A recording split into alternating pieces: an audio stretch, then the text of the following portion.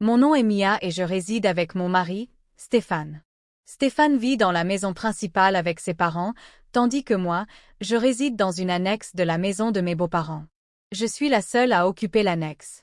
Cette annexe était initialement une petite structure construite par le grand-père de Stéphane comme un projet personnel pour créer un espace approprié pour lui-même. Grâce à mes efforts, elle s'est transformée au fil du temps en un espace habitable de la taille approximative d'une chambre. Au début, Stéphane et moi vivions dans un appartement ordinaire pendant environ 3 ans après notre mariage. Cependant, ses parents, qui l'adorent profondément, ont soudainement exprimé le désir de vivre avec Stéphane. En réponse, Stéphane, en tant que fils dévoué, a déclaré qu'il souhaitait également être avec ses parents. En assistant à leurs réactions émotionnelles, y compris des larmes et des câlins, j'ai été surprise par cette scène émouvante. Stéphane et moi nous sommes rencontrés au travail, où il était mon subordonné direct lorsqu'il a rejoint l'entreprise en cours de carrière. Nous sommes devenus un couple après 3 ans de relation. Pendant toute cette période, il vivait chez ses parents. Il semble que cette longue période de cohabitation ait cultivé un sentiment de nostalgie chez Stéphane et ses parents.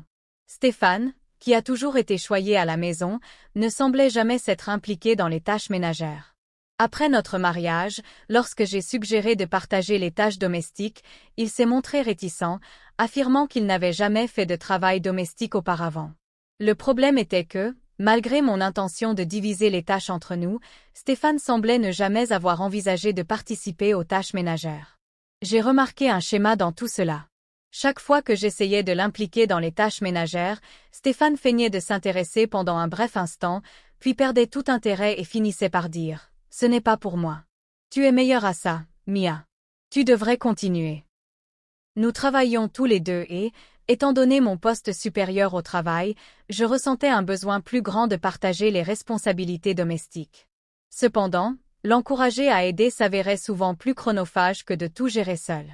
Cela a atteint un point où j'ai trouvé moins problématique de tout gérer seul. La dynamique a changé lorsque j'ai commencé à travailler à distance. Stéphane, apparemment surpris de me trouver à la maison tous les jours, a d'abord compris ce changement. Il a cessé de se plaindre de mon nouveau mode de vie, ou du moins c'est ce que je pensais. Il est devenu clair plus tard qu'il n'avait pas pleinement compris les implications de ma décision. Plusieurs années après avoir commencé à travailler à distance, les parents de Stéphane ont soudainement visité notre appartement, exprimant le désir de vivre avec lui. En assistant à leur réunion émotive, j'ai ressenti un sentiment d'isolement et de perplexité. Finalement, avec le désir de Stéphane d'être avec ses parents, nous avons pris la décision de déménager chez eux. Stéphane a toujours choisi des lieux proches de ses parents, que ce soit pour louer un appartement ou pour sélectionner un emploi. Pour moi, le travail à distance rendait la localisation sans importance, mais ces décisions exigeaient que nous abandonnions nos emplois et nous déracinions. À notre arrivée chez ses parents, la mère de Stéphane a exprimé sa gratitude en disant « Merci d'avoir pris soin de Stéphane tout ce temps. Désormais, je m'occuperai de Stéphane. Prends soin du reste, Mia. » Au début, je pensais que cela aiderait Stéphane à faire les tâches ménagères, mais j'ai vite réalisé que ses intentions n'étaient pas les mêmes. La responsabilité de ma belle-mère était de préparer des plats spéciaux pour Stéphane, de laver uniquement ses vêtements avec soin, de veiller à ce que ses chaussures et ses affaires soient impeccables et d'acheter divers articles exclusivement pour lui.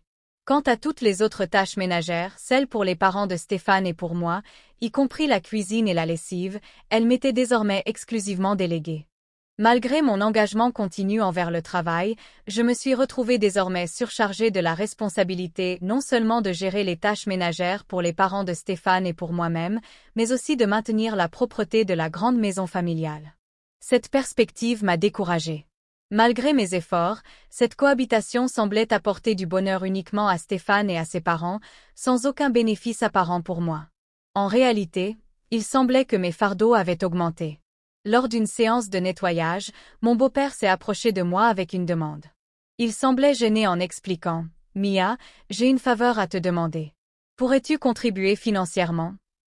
Confuse, j'ai demandé plus de détails. Il a précisé, exprimant sa difficulté à demander à Stéphane de contribuer aux dépenses domestiques pour nous deux. Apparemment, Stéphane avait beaucoup travaillé et il était difficile de lui demander des contributions financières. Stéphane et moi avions auparavant convenu de partager les dépenses, comme le loyer de l'appartement et d'autres coûts de la vie. Cependant, Stéphane essayait souvent de me faire payer divers articles lors de nos sorties shopping, y compris des ingrédients inutiles, de l'alcool, des vêtements et des accessoires. Quand je résistais, il agissait comme un enfant à qui on avait refusé un jouet, me traitant de radine. Malgré ces désaccords financiers, je trouvais du réconfort dans le fait que, mis à part ces questions, Stéphane n'interférait pas beaucoup dans ma vie quotidienne. Ce sentiment de confort a changé lorsque nous avons commencé à vivre ensemble, car la mère de Stéphane a commencé à perturber ma routine. Contrairement à Stéphane, elle interrompait sans cesse mon travail à la maison, insistant pour que je priorise les tâches ménagères. Elle envahissait ma chambre, tirant sur mes vêtements, rendant impossible pour moi de me concentrer sur le travail. Frustrée, j'ai discuté du problème avec Stéphane, m'attendant à ce qu'il prenne le parti de sa mère. Étonnamment, Stéphane m'a écouté et a promis de parler à sa mère. J'espérais que le compromis tiendrait compte des besoins des deux côtés. Je ne savais pas que le compromis de Stéphane impliquerait de me bannir dans une nouvelle chambre privée dans l'annexe. Je me suis approchée de Stéphane pour lui poser une question sur la cabane et j'ai plaisanté sur l'idée de la démolir et de construire une nouvelle maison. Il a répondu nonchalamment. Tu peux même démolir et construire une nouvelle maison, si tu veux, ce qui m'a surprise. J'ai pris ses paroles au sérieux et j'ai immédiatement commencé à rénover la cabane selon mes préférences. J'ai remarqué que Stéphane n'est jamais venu alors que je travaillais au nettoyage, à la rénovation et au changement des papiers peints. Malgré notre mariage, Stéphane n'avait pas l'intention de vivre avec moi dans la cabane rénovée. À mesure que je transformais l'espace, j'ai réalisé que, dans ce trio de cohabitation familiale, j'étais la seule étrangère. Il y a eu des moments où je me suis retrouvée seule à la maison, que ce soit lorsqu'il sortait pour un restaurant barbecue ou lorsque je devais faire des heures supplémentaires et que je manquais les repas partagés. Bien que ces plans animés aient généralement été élaborés par la mère de Stéphane, il semblait clair qu'elle pouvait avoir été la force motrice derrière mon exclusion, peut-être dans l'espoir que je quitte rapidement son fils. Malgré cela, Stéphane m'a donné la liberté de faire ce que je voulais avec la cabane, et j'en ai profité au maximum, me lançant dans des projets de bricolage, installant de nouvelles étagères et personnalisant l'espace, j'ai tout arrangé à mon goût. Curieusement, ni Stéphane ni ses parents n'ont visité la cabane après que je m'y sois installée. Bien qu'il ait dû être au courant de mes rénovations, il semblait que je n'étais plus considérée comme faisant partie de la famille, et il ne s'intéressait pas à mes activités.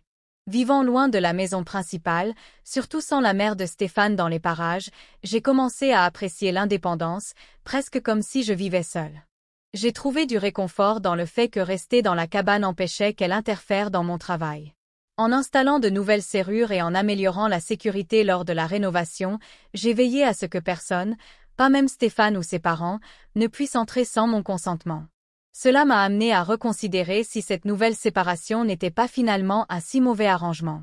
Cependant, il semblait que ma belle-mère avait anticipé mes sentiments. Incapable de tolérer ce traitement plus longtemps, je me suis retrouvée à un carrefour, contemplant mon prochain pas. À mesure que je m'installais dans la cabane rénovée, le désespoir de ma belle-mère pour me chasser devenait palpable. Son harcèlement mesquin a commencé par le fait de laisser des déchets devant ma cabane le jour de la collecte, au lieu de les mettre au point de collecte. Parfois, elle organisait des barbecues dans le jardin sans m'inviter, faisant exprès pour que l'odeur de la viande grillée atteigne ma cabane. Malgré ces tentatives mesquines, je ne pouvais m'empêcher de sourire face à ses efforts inutiles pour me faire partir. Puis, un jour, elle m'a appelé à la maison principale sous le prétexte qu'il restait de la viande et des pommes de terre. Sentant qu'il y avait plus derrière cela, j'ai accepté de venir. À mon arrivée, elle était seule et elle a posé un seul morceau de papier sur la table du salon, un document de divorce. Il était clair que la vraie raison pour laquelle elle m'avait appelé était pour me présenter ce document. Si sa mère ordonnait à Stéphane de le remettre, il le ferait sans hésitation. Tout ce qui restait, c'était que j'accepte, et Stéphane et moi pourrions divorcer simplement en remettant le papier au tribunal de la ville. Avec une expression fière, sa mère a déclaré « N'est-il pas temps que tu abandonnes ? Il n'y a plus de raison pour que toi et Stéphane restiez mariés. Par toi, femme au chômage et parasite. » J'ai été surprise par son audace, mais la certitude de son plan n'a fait qu'alimenter ma détermination. Enthousiasmée par la perspective de liberté, j'ai demandé avec empressement à prendre le document de divorce, en disant « Je vais au tribunal de la ville tout de suite. » Merci beaucoup. Ma belle-mère, qui s'attendait probablement à ce que je résiste au divorce, est resté perplexe face à ma réponse inattendue. Après avoir remis le document de divorce au tribunal de la ville, je n'ai pas perdu de temps et j'ai commencé à faire mes bagages. Sentant qu'il était nécessaire d'informer la mère de Stéphane du divorce, je suis allée à la maison principale et je l'ai informée que la procédure avait été menée à bien. En ce qui concerne la cabane que j'avais rénovée, j'ai assuré que je la laisserais telle qu'elle, et elle était libre de la démolir ou de l'utiliser comme elle le souhaitait. Mon attitude positive face à mon départ a surpris même ma belle-mère, qui, bien que semblant heureuse de me voir partir, m'a souhaité bonne chance. Alors que je préparais mes affaires le jour de mon départ, Stéphane et son père, apparemment conscients que je partais vraiment, ont exprimé leur inquiétude en demandant « Tu pars vraiment? Que ferons-nous sans Mia ?» J'ai souri et les ai remerciés de m'avoir laissé utiliser la cabane. J'ai expliqué que, puisqu'il n'y avait plus de raison de rester mariés et que nous étions maintenant divorcés, il était temps pour moi de passer à autre chose. En organisant mes affaires, j'ai finalisé mon déménagement dans un appartement de luxe, un changement que j'avais planifié.